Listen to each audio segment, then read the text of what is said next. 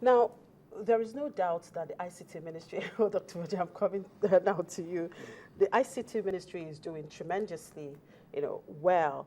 But looking at the trend globally, would you say that Nigeria has got there yet? Chima, really, what Prof has initiated now is really very thought-provoking in the sense that it made me think back, say 20 years ago more, when John Momo is sitting on the stable of NTA and broadcasting news. And now we have a replica of a better value-added outfit called broadcasting here.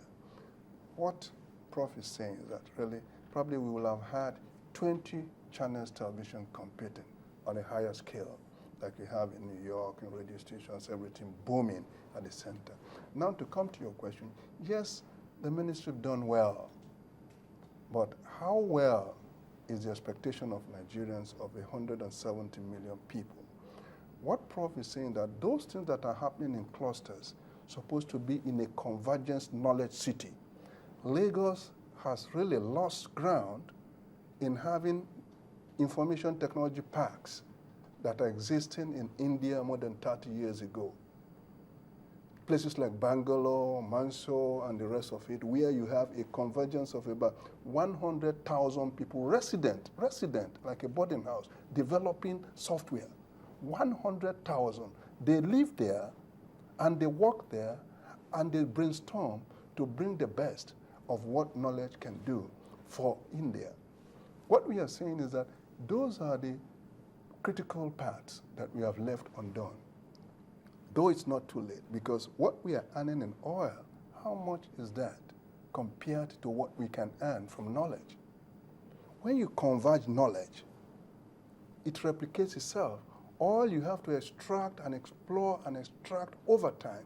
But one piece of knowledge piece, like he said in software, after selling it for 3 million, is still there.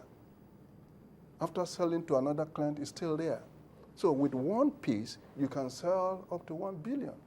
So what we are saying is that we have the knowledge advantage in this country. That's what we've not recognized.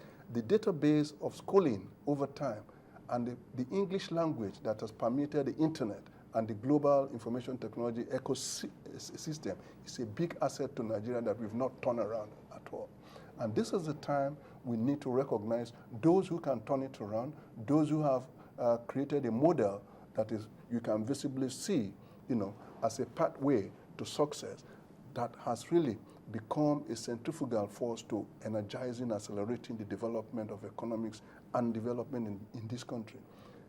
One of the critical part also is about education. What are we doing within our education cycle with regards to ICT?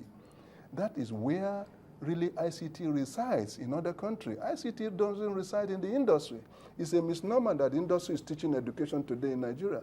Education is where the ICT knowledge is groomed, research, and of course where then the industry goes in to tap in and to commercialize them. Right. So we need to be able to take ICT back to the industry, to education, to make it function well. Right. That brings me to the issue of local content, right? What is the level of local content in ICT infrastructure development in Nigeria? Because you cannot talk about ICT ecosystem without talking about the local content. Fair enough. I'll just give you the analogy that I always give.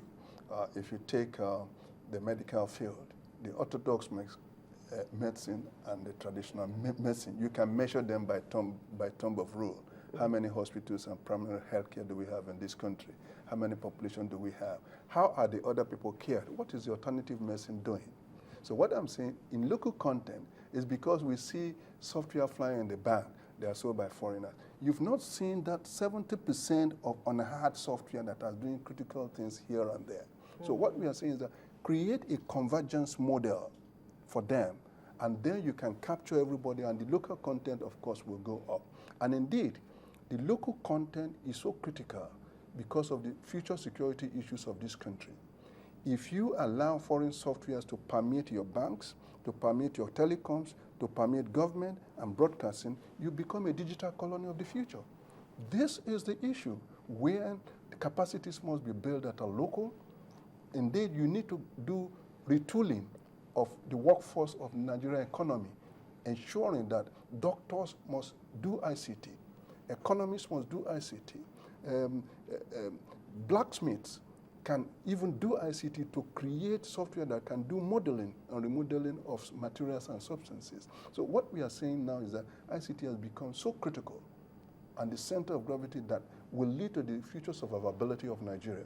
And leadership must take and act now to ensure that that is done. And that's what CVL is doing, to ensure that ICT is bringing more to the fore of how we can secure the future of Nigeria, create employment and the rest of it. It's an important point to make about the question that you raised, which is how the diaspora keys in. A couple of weeks ago, a group of Nigerians in the United States who have set up a company that does work around the world. They've been very successful in the United States itself. You know, some of them are medical doctors. And they've applied ICT to medicine in ways that have proven remarkably profitable in the United States itself. They have software developers they're working with. They have offices in India and all kinds of places. But they are Nigerians, primarily this group. Now, can you imagine, and they've just begun to try to enter Africa. They're setting up offices now in Lagos, Accra, Nairobi.